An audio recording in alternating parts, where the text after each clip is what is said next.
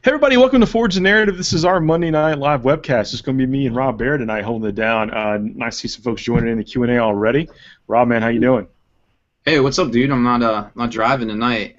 Sweet, man. I really appreciate you trying to get in last week because I know that's anyway, just shows the dedication. I really appreciate it. Yeah, I don't know. I guess we got our signals crossed. I tried to stay on the line, but it wasn't a good signal coming up. You're on the highway, trying to log into Google Hangouts that normally requires a pretty stiff web connection on your phone. You know, it's whatever. Hey, man, I did my part. Life goes on, man. Well, you know, since it's just me and you, we can talk about all the Xenos in the world tonight. The scrawny Xenos. I love me some Eldar. Man, yeah, me too. And I'm thinking, actually, because I actually wanted to chat about the ATC sometime tonight. Thinking about, you know, for a player, Eldar teamed with the Tau Firebase is actually pretty strong. That's well, I mean, people probably have some PTSD over that mix, but you know, that's always been a very strong list. And Eldar coupled with demons, you know, a demon bomb someone needs chilling in the backfield. It's really good too. You know, I feel like. Yeah, I mean, I feel like maybe demons will get its own list in an ATC format because you have to spread them out. They're going to be only having one. You can't duplicate factions this year.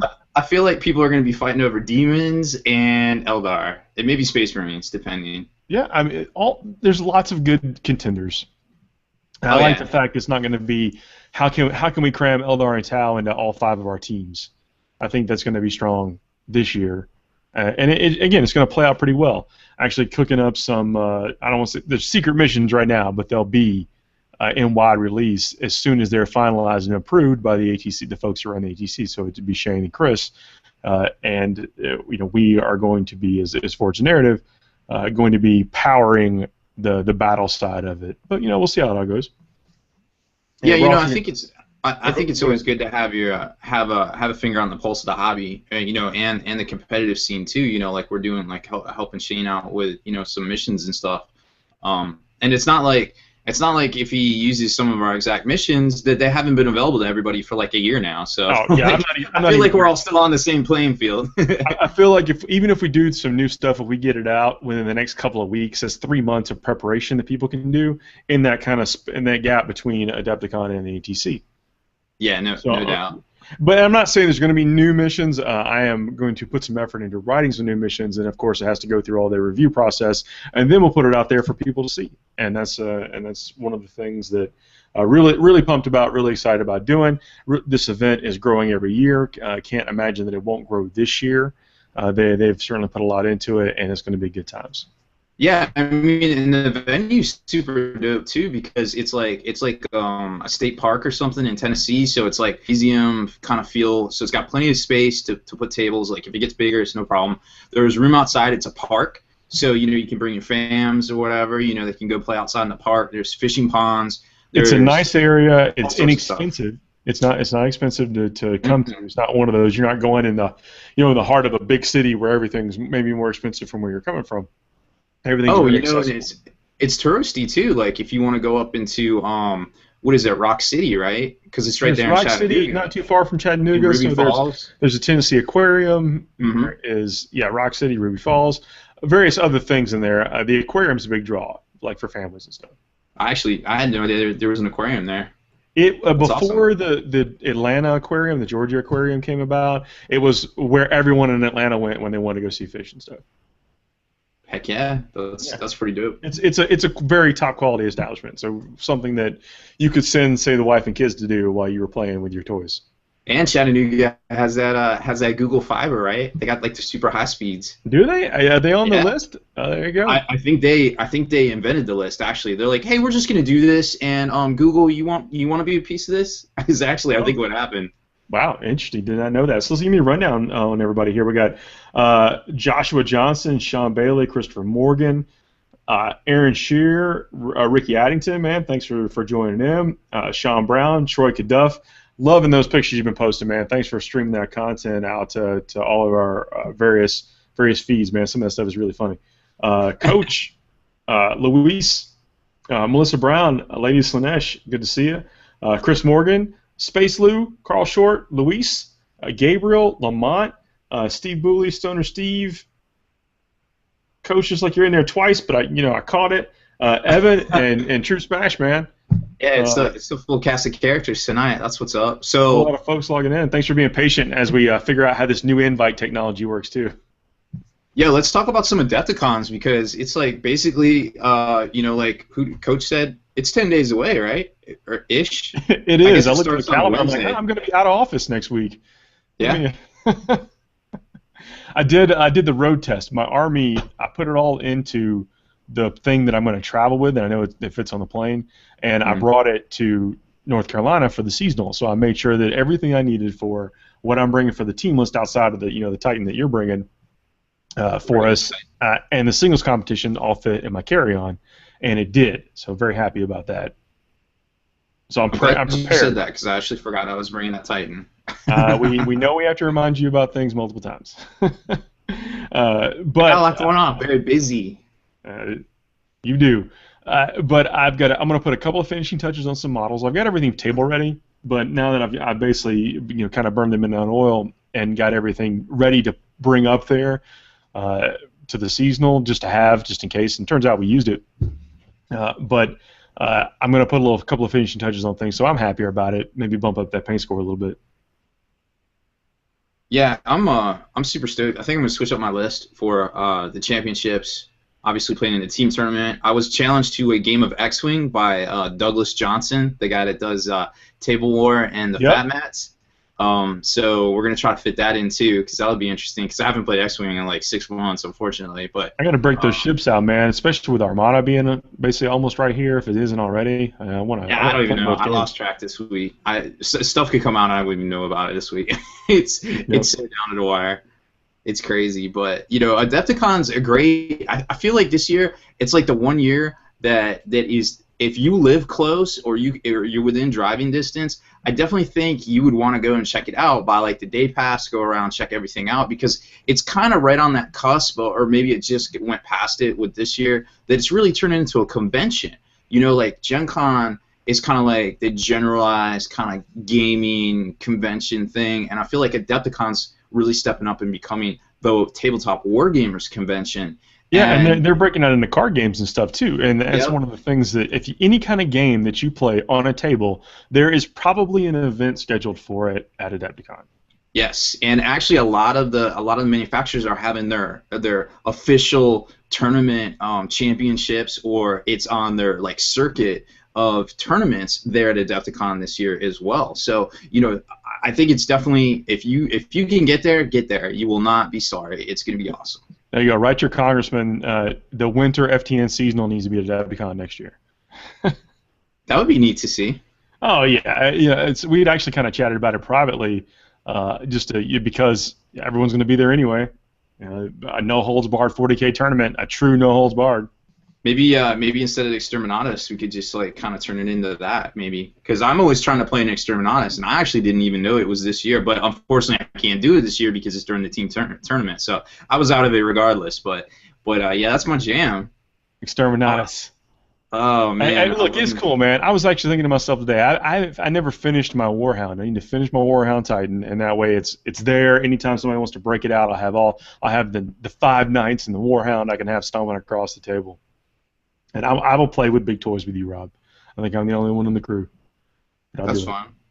I might have you severely outgunned though, but that's okay. I got an LR Titan. I got some stuff.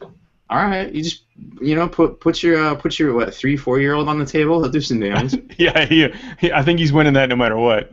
Wait, I got to roll a 6. I got to roll something. You're supposed to be removed from the table. I still have that video of him playing with the T-Rex on Thomas the Train tabletop war game. That T-Rex is a real thing, man. Sometimes I walk around the corner and it's like, whoa, you got a T-Rex. But yeah, I mean, as Coach pointed out, it's 10 days away, but I think I'm ready. I feel good about my list, my championship list. I'm bringing Dante, like I said I would. I'm not changing my mind no matter what. Dante's going to be in the list, and I got 2 strong hit and run guys in there. I got some tricks I can pull out. I feel good about the way it looks on the table. I feel good about the tests I've done with it. I've gone up against some pretty stiff competition so far and won my games, even in the Adepticon format with the Maelstrom of War, which I may say I'm not a huge fan of. I'm not a fan of Maelstrom of War missions in a tournament. But maybe that's the only place for them, and I think Adepticon has gone above and beyond to try to make them work. You know, I was kind of hating on the Maelstrom, but I think the way they have it set up, it's better than most. Yeah, for sure, it is. It's definitely the best. It is the best out there right now.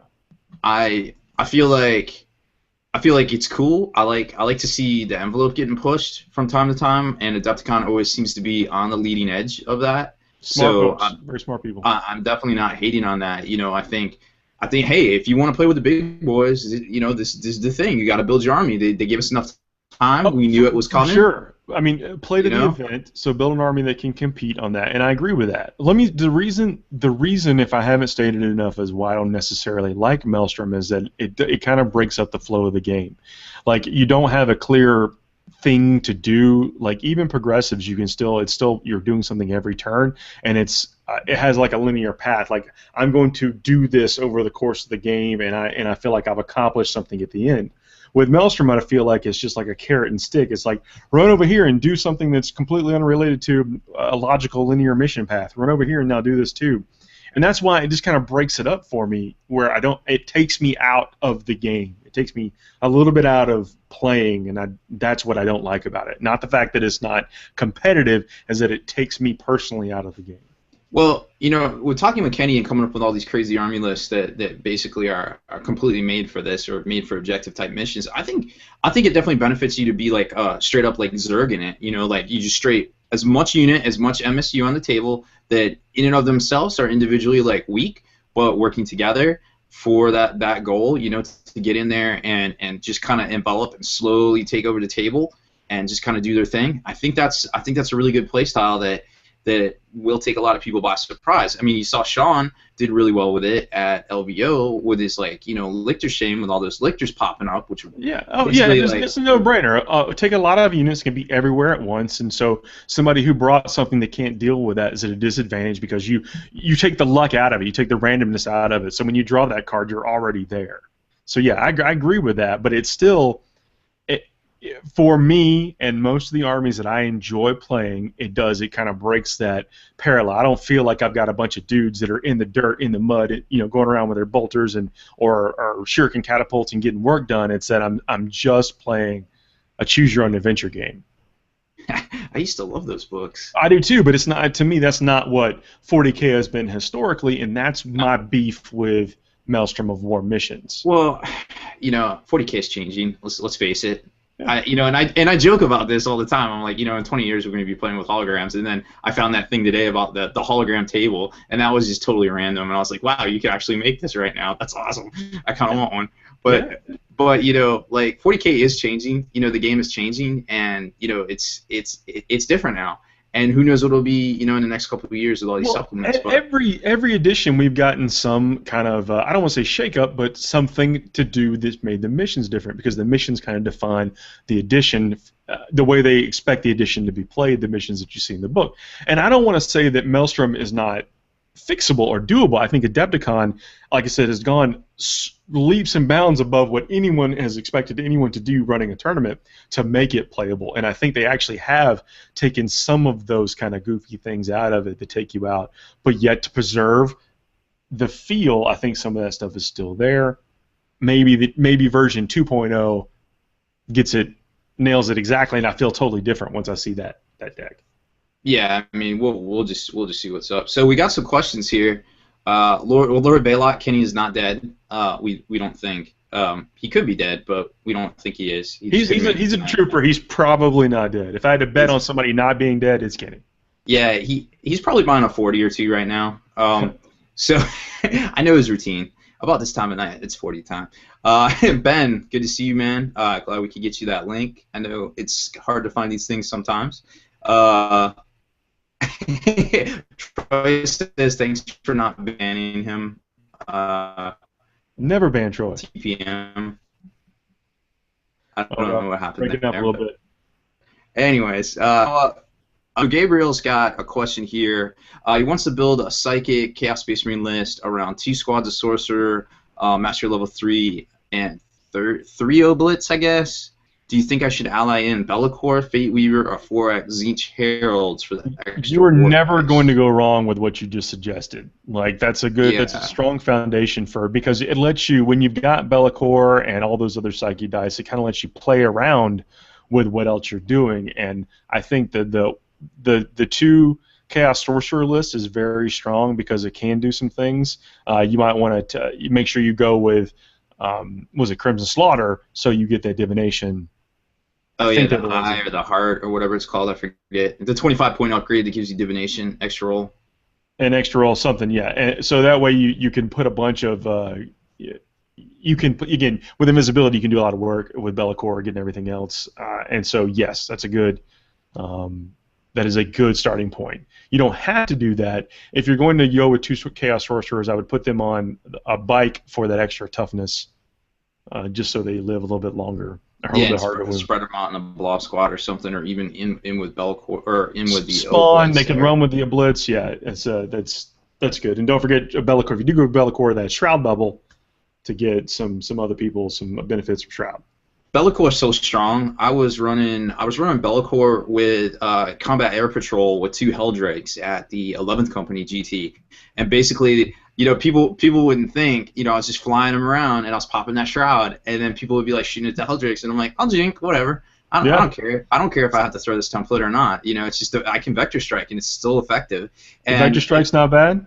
And I was just straight jinking on people, and I was just flying circles with Be'lakor and Helldrakes, just like mopping up corners of the board, and it was pretty nuts. But I am a fan of Be'lakor and Fate Weaver. Let me tell you, I love those two together. They are straight pimps.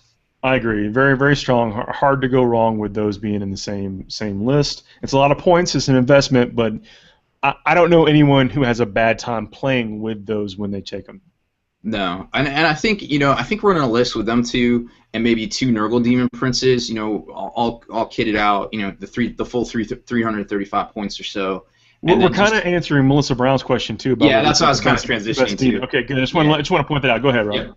Yeah, I was gonna hit her with that, but so that and 2 Nurgle Demon Princes, the 335, the flying. You want to take the armor. You want to take like at least 1 gift, so you can take either Bellsword, I feel like. Or you can do Bellsword, take a minor, right? So when you have the flail and you have the Bellsword, you get +1 attack, and because you have 2 close combat weapons now. So it's kind of a little tricksy there, right? But it's pretty good. You end up getting like 6 or 7 attacks on the charge, I believe, and just going in and get some horrors on the ground. Now a lot of people, this is where it gets a little tricksy. Like a lot of people like to take that Great Unclean one, just hold down your backfield, throw out a Grimoire. But I feel like he's replaceable at this point. So I feel like you have some points to play with right there these days. Or conversely, you could take out the two flying Nurgle Princes, just leave that Great Unclean one right out, and you can start taking silly stuff like flying Hive Tyrants and Ripper Swarms. I don't know if I can get behind that style of 40K, but whatever. People are going to play what they want to play, and there's no reason to stop them or even try to stop them. I'm just saying that I don't know if I can personally endorse it, although that would have been perfectly legal at the seasonal. I think pretty much everything was perfectly legal at the seasonal. Yeah, it was. But I'm happy to say that our boy Steve Turner is running a tournament down in Florida, and he got a little bit of grief. I'm not happy about the grief. I'm happy to say that he has revised his original plan for his tournament to be more inclusive in line with our tournament. Oh, Lewis M is saying Goat Boy won Railhead Rumble over the weekend. He did. Goat Boy won he had a version of the Super Friends list. Nice. And ran it at the Railhead Rumble and won. Looks like Nick got 2nd place. I did not know that, but that probably burned them up. Luckily, it's only a short trip back to Austin, so they didn't have to. I'm sure they rode together. I bet that was an interesting car ride home.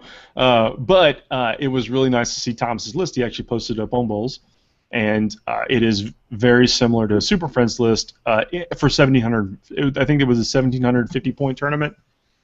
Oh wow! I wonder, because I was down there around Christmas time, and I wonder if it's that list that we were talking about. Because I play tested him with the traditional Super Friends over at Nick's house, and he played his demons against me, but we were talking about like some crazy stuff, kind of like the MSU, because he figured out really quick that if he kills all my scoring, in the list, that I wasn't going to be able to do well against him. And I knew against his demons that if I killed all his scoring, he wasn't going to do well against me. So that's basically what we did, was we just positioned around the board to killing off each other's scoring stuff and then tied out. And I was like, this game was stupid.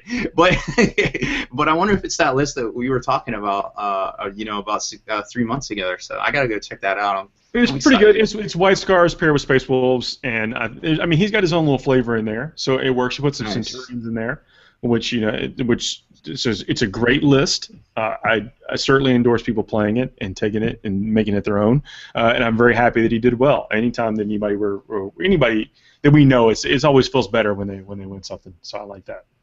Yeah, I mean, and he's always got good-looking stuff too. So it's always good to see that. Good to see that hobby. That dedication to the hobby.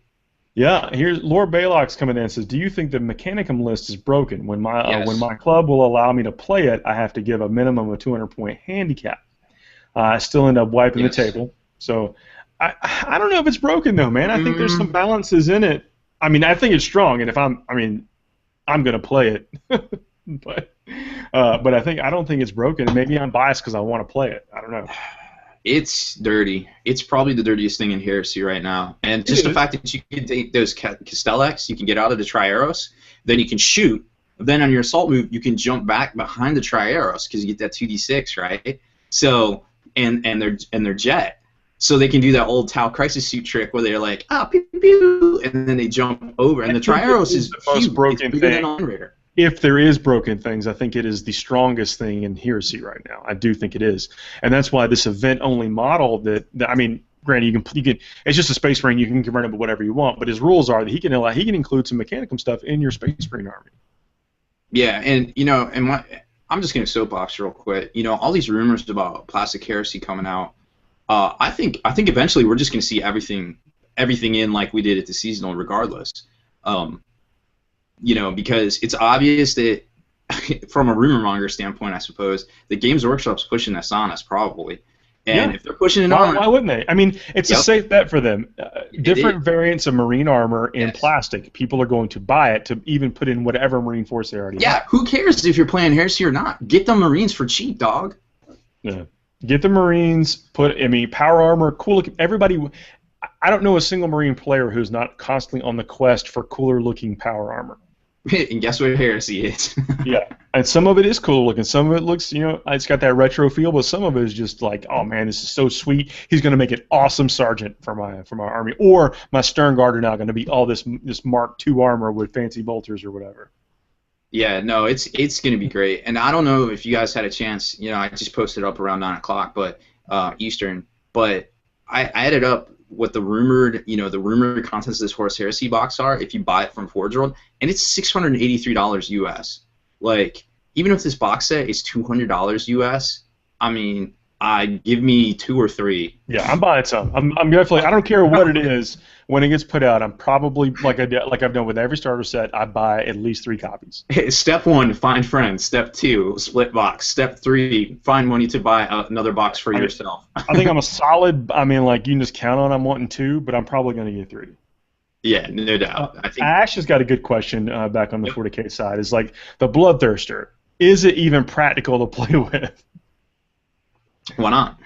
Well, because it's so large in 40K, true line of sight, and that kind of stuff. I mean, it's basically going to get. I mean, you're presenting even more target opportunities. Now, I love the big models, man. I love the Solitaire model. I love this Bloodthirster model. I love every model for the most part that's been put out by Games Workshop within the last several years. I think they're great. They're definitely showing off their talent as miniature designers, but in a game where true line of sight is a real thing, and most people are still playing with at most a 2-story building.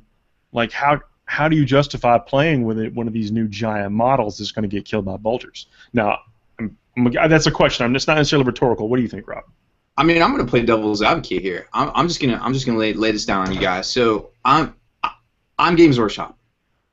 Why are you guys playing with terrain other than the terrain that I make?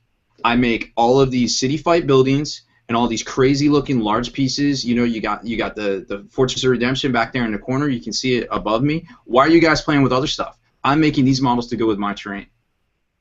Okay, I see your point. Let me hit you back with, because I only have a limited budget, and once I buy all your crazy figures, then I don't have time to buy this. I don't have to buy. I don't have the money to buy these buildings. Well, you probably don't like what my answer is going to be. Yeah. I'm playing devil's advocate. I'm playing devil's advocate at this point. No, I completely feel you there, Doc. Let me come back and say, though, that Pegasus Hobbies terrain is fairly inexpensive, and let me just in my opinion, twice as durable as the Games Workshop terrain. Yes, and it doesn't have all those crazy pointy parts on it for you to stab your hands on. Yeah, all the pointy bits are somewhat rounded at the top. But I mean, I'm not saying that's the answer. The question is, like, this model is so giant, how do I play it in 40K? And I think every table should probably have at least two fairly decent sized line of sight blocking pieces of terrain, only so it gives you that ability to be tactical with it. Yes. If you need something, like, I think. Use a Wraith Knight as an example. It's like when I built my new table, I wanted a piece of terrain that could give reasonable cover to a Wraith Knight, and so I built 2 3-story buildings. And I feel what Ash is saying there. Like maybe just start it off the board and zoom it on, or deep strike it in, because when you deep strike it in, not from summoning, doesn't it start swooping? He comes in flying, essentially, yeah. So, but I'm thinking, I mean, this is just me rumor mongering now. I think that with these 3 different variants, we're going to see a transition to 40K where they have different rules as well. So, if I had to bet, I'd say that one of those is going to come in a different flight mode. Yeah, I mean, well, here's the thing. There's kind of put $1 on that right now. $1. $1. That's fair. I think we kind of seen a little black hole, for the next couple of weeks. Like, we don't really know what's coming out, and there was these rumors about, some chaos little like splash kind of thing, corn maybe. So maybe we'll see some rumors or some rules on the fly for the Bloodthirster, and that would be super sweet. I definitely think it puts GW on a clock as far as developing the other greater demons in plastic too, because when you see this guy, you got to imagine that the Keeper of Secrets, the Lord of Change, and the Great Unclean One, like, nobody's gonna buy them now. When the community shames people, is like, well, okay, what happens? Like, I own some Bloodthirsters right now.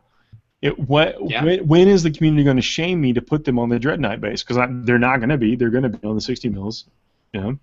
It would look kind of silly on the Dread Knight base, though, if you think about it. It's too big. Well, the old one would. The base yes, is too big. It definitely would. The old one would, but this new one's on a Dread Knight base for 40K. Well, yeah, I mean, that's a touchy subject, because it just doesn't look right if you put the old metal one on a Dread Knight base. Yeah, I completely agree. And so the metal one came on a 60 mil. Actually, the metal one came on a 40 mil, if I remember correctly. The original one did come on a 40 mil. Yeah, I think.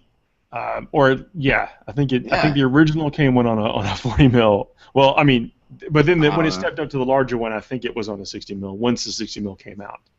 Well, I think we just got to play that one a little loose. It's a silly question. Nobody's changing their bases. Nobody's making you change your base. It's just when you summon 2 or 3 of these on the last round of a tournament, and they're on the 60 mil bases, whatever. Okay. So anyway, I hope that answered your question, Ash. I think that the answer is you can't put the new one on 60 mil. I think that the answer to the overall question is that we love the new models, yes, as impractical as they may be to transport. Like, you're not going to go on a plane with 4 greater demons just for your summoning list or whatever. I don't think. But terrain, build some better terrain. Pegasus Hoppy, like Lou mentioned, some foam core board, which is good because you can kind of carve that down and paint it. I mean, you know the deal. You know what I'm talking about. I don't want to beat that point. Thank you for the question.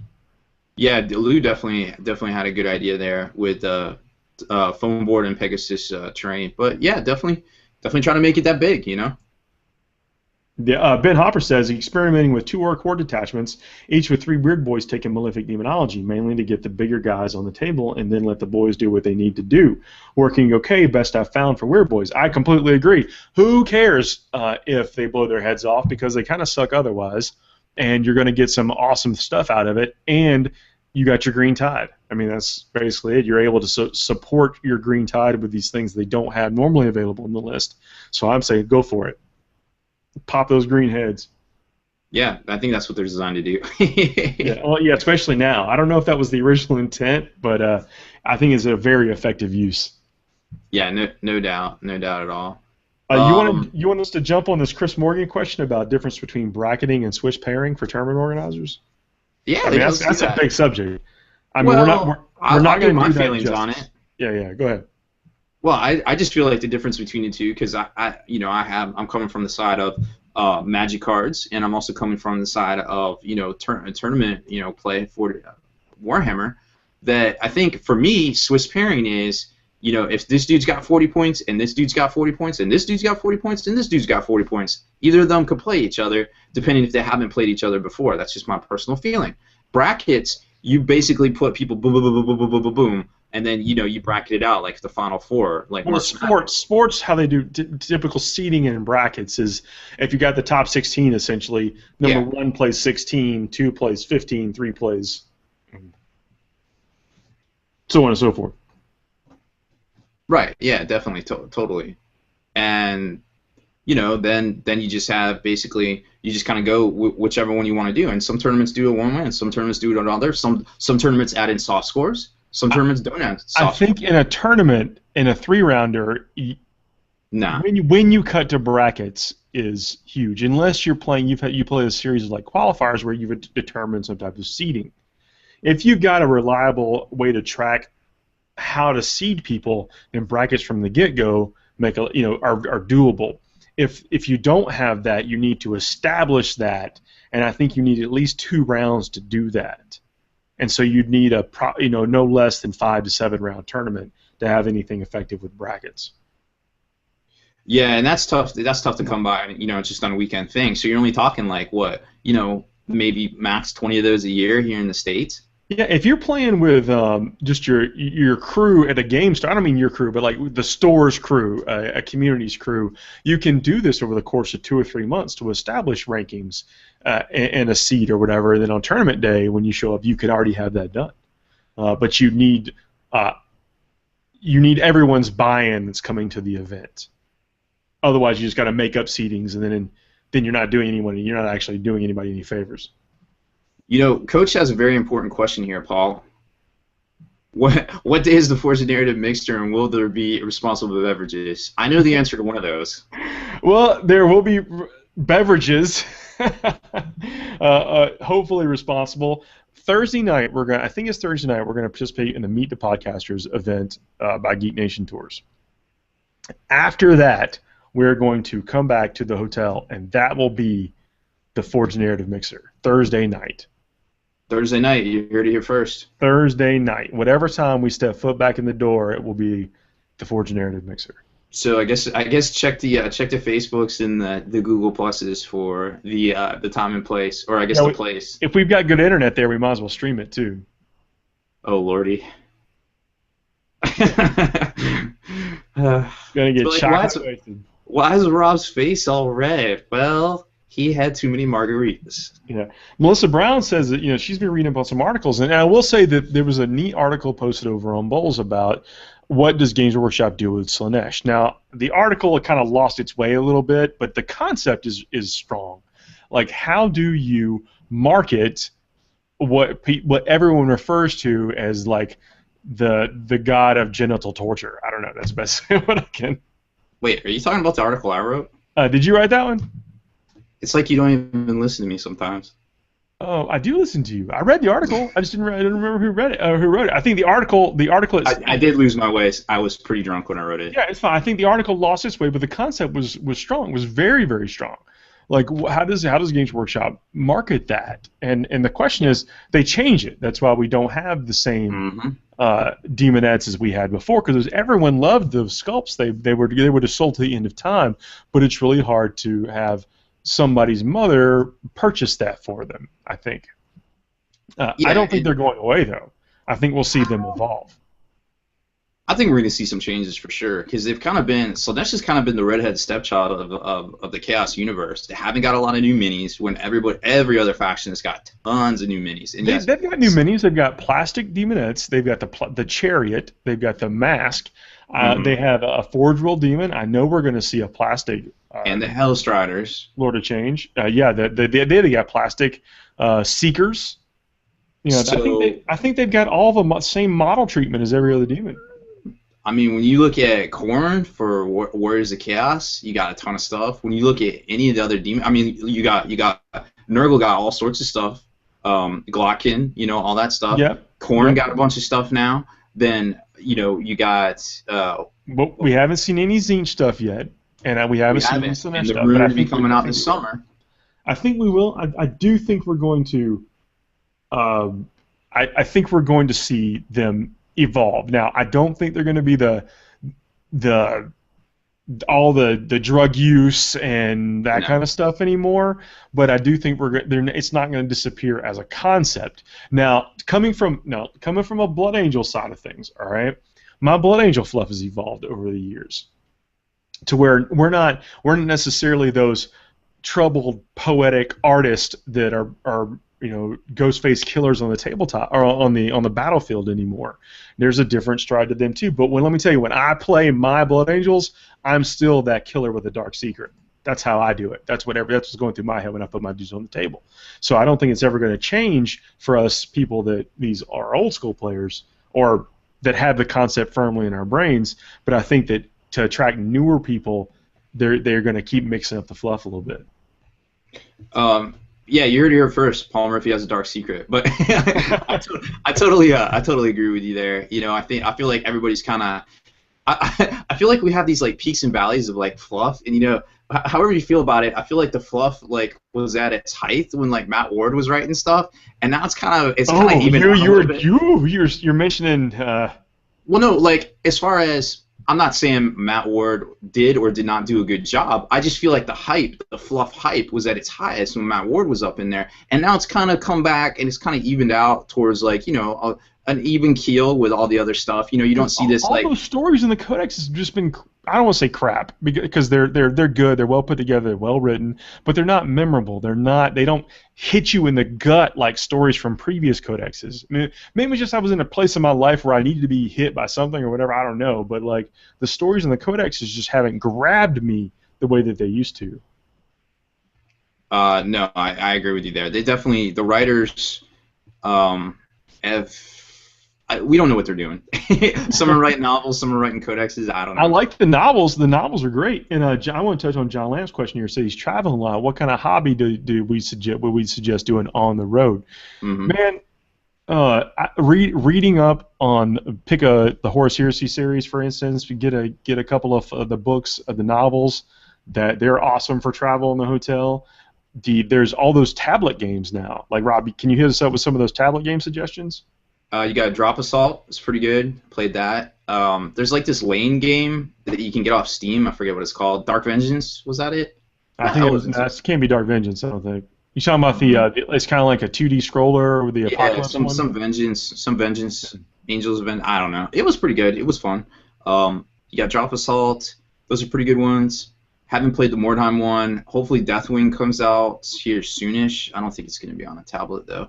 Writing Army List is also very strong. You mentioned, like, do we suggest writing Army List? I mean, that's basically what I spend most of my time doing is writing Army List.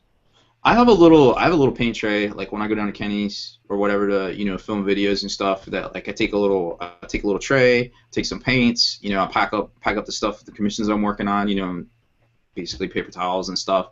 Take like the paints I need and just kind of make a little go box kind of thing. But if you don't know what kind of light you're gonna have.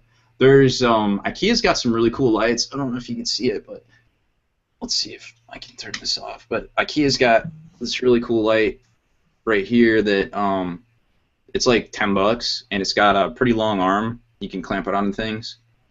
That's cool. IKEA's great for lighting and storage. They got all kind of inexpensive options. Yeah, no, IKEA. Whew, like those cases behind me are from IKEA. I think they're like $60. Like it's like a tabletop wargamer or hobbyist kind of dream to go there. If you can go and just put it in your mind that what can I use this for hobby-wise, that place is amazing. Oh yeah, without a doubt. So yeah, Chris, that's all really good suggestions for sure. What are you saying, Rob? Chris, Chris was saying he owes me a gluten-free beer list. Thanks, dog. Whenever. Chris Morgan is saying that he really liked the way the Grey Knight fluff evolved. Let me say now, I mean, yes, I agree with that too. I love the fact that all those brotherhoods are basically the gene seeds from the loyalist fallen chapters that didn't go to chaos. I think that is amazing. It's the subtext in there, and it's not beating you over the head with it. But once you find that, it's like, this is awesome. So happy. I'm so happy that's in there. What do you think about the boxcars asking about the jump infantry strike force with minimum scouts? I don't like it. Yeah, I wish it was good, but I don't like it. I'm more attracted to like the ones that the Stern Guard and the Vanguard get the free upgrades. I'm really attracted to that. The one, of course, the Angel's Fury, with the Storm Ravens. Oh, the Dream Crusher. Rob? Yeah, I think I like. There's one formation in there. I want to say it's one of the Flesh Tearers ones where it basically 1 HQ, 1 Scout, and it gives you optional, I think, fast attacks. I think that Flesh Tearer is good one. That's a good one. That's a really good one to get you a priest and then just some troops, just a minimum scouts, and then just get you whatever drop pods you need for your ally selection. I feel like. Ricky's asking if we were to assign homework for stepping up his tournament game, what would I assign besides watching Rocky 4 over and over again? If you go with movies, you got to watch Play It to the Bone. That's an old one, I don't think anybody was going to expect that, but you got to watch that. As far as like tournament game goes, man, just like living and breathing it before the several days before the tournament, I'm reading my codex. I'm making sure I got every rule. I'm going over my army list to make sure I haven't forgotten a war gear piece, because that's the worst, man. You build your list on your mobile and you put melta bombs on a sergeant. You build your list on your laptop and you forget those melta bombs, and then you're playing like you got it or you don't got it, and then you just like what? And then you make some mistakes along the way. But like just living and breathing the meta. I don't read a lot of like the fluff surrounding tournaments, but I'm reading over my codex. I'm reading over my list. I take my models out and I stare at them. Sometimes I just have conversations with my models, just me and the models. Anybody else ever done that? Am I by myself? Do the cats count? They can have conversations with the models. Yeah. No, I mean, never mind. Oh, you might be on your own there. But yeah, in my 20s, I used to get I'd play over the first round of every tournament hungover. Yeah, I still do that. It's painful. Yeah, but what I really suggest is listening to some theme music on the way to the tournament. If you ritualize it, like every night before the tournament, I do X. Every morning, I do Y. I listen to some cool stuff, and I'm just ready to go. I'm ready to roll dice. I'm pouring over the missions. I'm pouring over the codex and army list. That's really the most thing. Make sure you've got that army list. You know everything that's in there, so there's no surprises for you on the tabletop. Yeah, and playing that Battle Scribe game where you're basically like putting in your army list and then just kind of like, but what if my enemy takes this?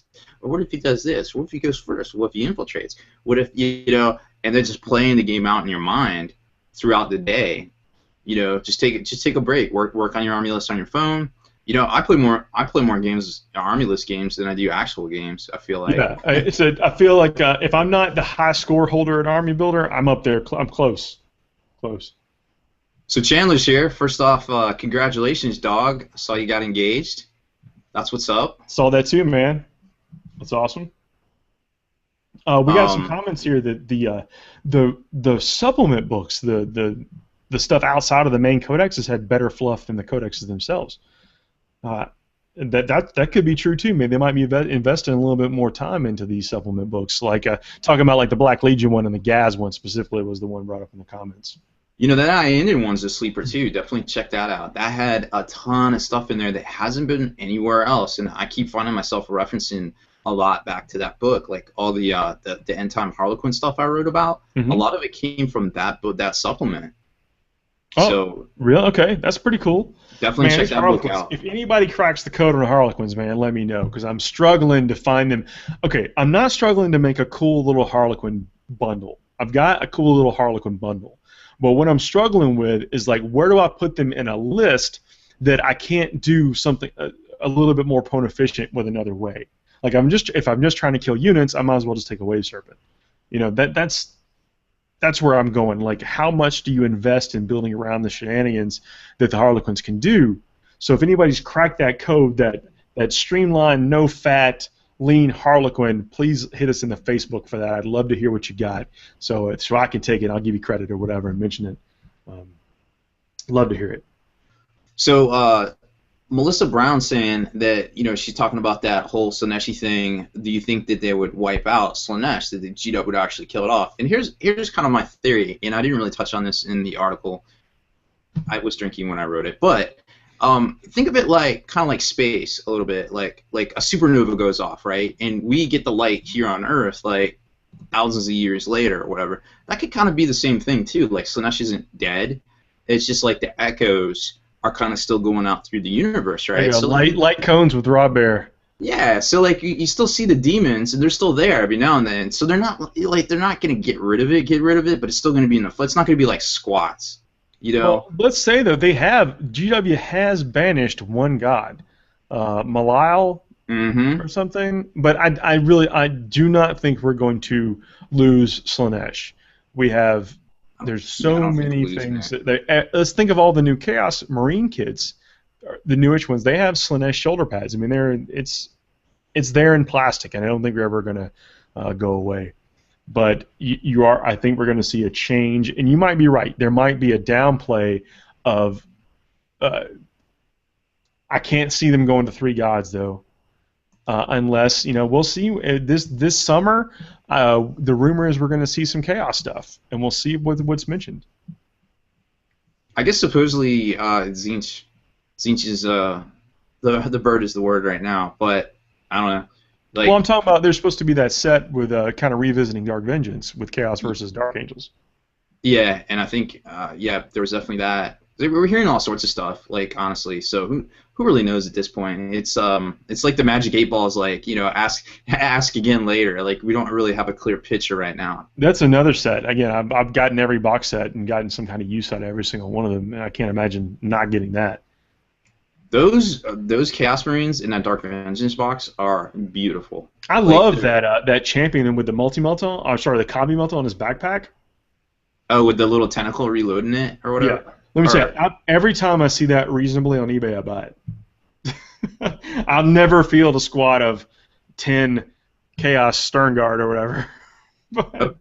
Christopher Morgan says, "What's up? He's got some paint on his brush. Bring a hobby back." I have a confession to make. I actually was working on a commission up until like 5 minutes before before this webcast. So I've been keeping it real on the hobby front too. That's good to see. Good to see.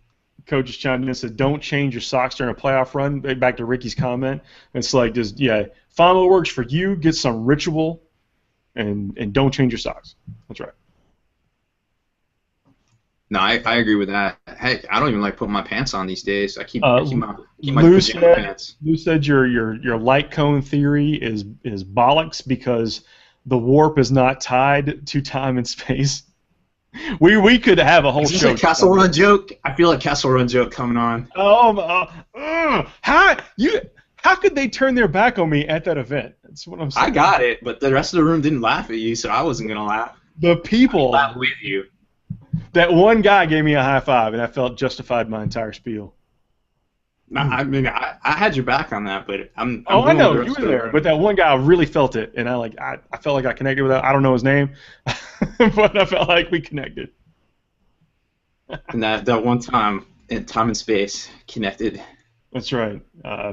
So Stoner Steve says if the Slaanesh went away, what would happen to the Eldar lore? And that's kind of what I think. The Eldar have all these gods that they talk about all the time, but we never see.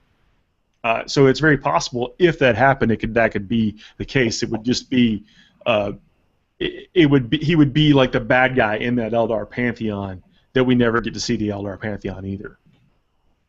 Oh, but yeah, bringing that up, that's an interesting point too, because some of those gods supposedly aren't dead. Like Cain wasn't killed, or Cain was like splintered, right? Like in all the craft worlds. Yeah, so they're basically each piece of him is in a craft world and makes the avatar all the time. So like some of them maybe could come back too, depending on what happens with this whole like Shagrok thing with the Harlequin end times thing. Little Lord Balak says that he has 45 Ogren currently, and I don't know if you need a gold star for that or an intervention. But I would definitely see about converting those over to the new Heresy Ogren, because they look like they're going to have cooler rules than the current 40k Ogren. But anything in spam, you can get some work done. I mean, I just don't think Ogren is the way to do it, but if that's your jam, then I would definitely look at that 30k stuff. I like those guys. They're like part deep sea diver, part like I don't even know, like astronaut. Oh, it's straight up, yeah. I mean, it's straight. What's it? BioShock type feel to it. Oh, I think it's funny that helmet does not fit on that dude's head, is what it looks like. So he's trying to squeeze his. But I feel like that sometimes. I don't like the Ogren models. I think the best Ogren models they've ever made are those Renegade hair. I think the Renegade Ogren. Yep. Those guys look really cool, like with the cinder blocks and the pipes and the hoods and stuff. Those guys look awesome.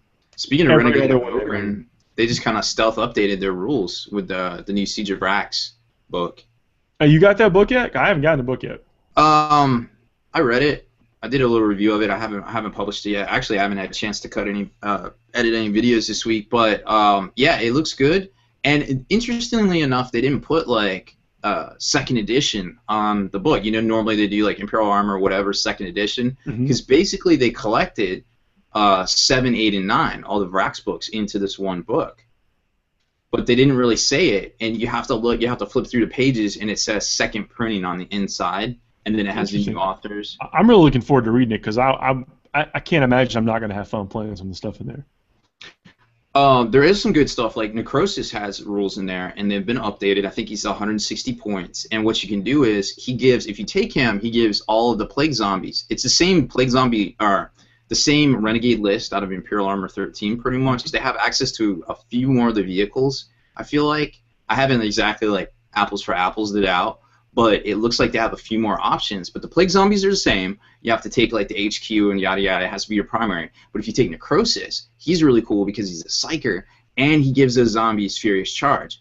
Plus, instead of just only being able to take 50 of the zombies, you can take unlimited zombies because they don't count towards your Force Org. So that's pretty cool. I'm really happy that I have 160 painted zombies and a painted Necrosis. Oh yeah. So that's good news. A Boxcar 40K is asking where's that Trip Stormraven army list for the Blood Angels. It's in a White Dwarf. I don't remember the exact number, but it was in the White Dwarf supplement. I believe 40. I want to say 47. 46, 47 sounds right, but don't take our word for it before you buy. It's got Blood Angels on the cover. It's going to be hard to miss, but it's in a White Dwarf. I know if you do a search on Spiky Bits for a White Dwarf 47, it'll probably come up, and I think there's a picture of that. I'm gonna check here, but I'm pretty sure there's a picture of it too, so you can at least see what you're dealing with there. I think Melissa also asks is like any more advice on a good competitive demon list. If you want to hit us on the Forge Narrative Facebook with maybe a list of models that you got or the ones that you want to play with, we'll put together a good demon list or chaosy/demon list. They could do well in any tournament, and it's out there. Demons just won our FTN seasonal. They did this past weekend. And it was a very, fluffy demon list too, I feel like. I do too. It was a fairly stock demon list, nothing too crazy in it, but it was good, real strong. She also said something about going to She's getting jealous because of the Adepticon chat. I'm actually jealous because I don't live in England, because it seems like they always got cool stuff going on over there, like that new Warhammer world opening up soon. Man, let me tell you, my original pilgrimage to Warhammer World was slightly disappointing. I'm still glad I went. I'm gonna try to get over to the UK later this year or early next. What are flights? What are flights between the two places? Like, say, if you wanted to fly from here to there or there to like Chicago. It's somewhere between 7 to 1100 range. Not terrible, I don't think, for that type of flight, but. So add in like an extra 100 for liquor to become sedated and. On the plane, you're gonna spend more than that on a 10-hour flight. So like $200 worth of liquor. Oh well, the trick is you got to go to one of these like eBay or whatever and bid on those free drink coupons. Oh, you got to get the coops. Yeah. Valid strategy. So the drink is on the plane is like $7-8 or whatever. If you can get the coupon for $4 or $5, then you're almost doubling up. I feel like I just need a sugar daddy. There you go. Or mama. There you or go. Whatever. Cat. Yeah. It's fine. Just find an old lady that likes cats, and she might just take you along with it. I think there's a word for that. I have not seen the Philadelphia format this year. It's kind of interesting to see how the formats are stacking up and what will become some of the more dominant or played formats. I really kind of see us breaking down eventually into regions, to where if you want to play a certain style, you go to that region, test your mettle. Jay Troop's got a good question.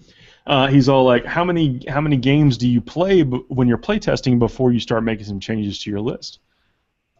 Yeah, 5 is a good number. Three maybe. Play as many different types of lists as you can. Definitely. I look at things, the way I look at it is I like to play the game, I like to play test the game, but when something goes one way or the other, like really well or really poorly, I like to look at the dice that were rolled and see if they were average or not.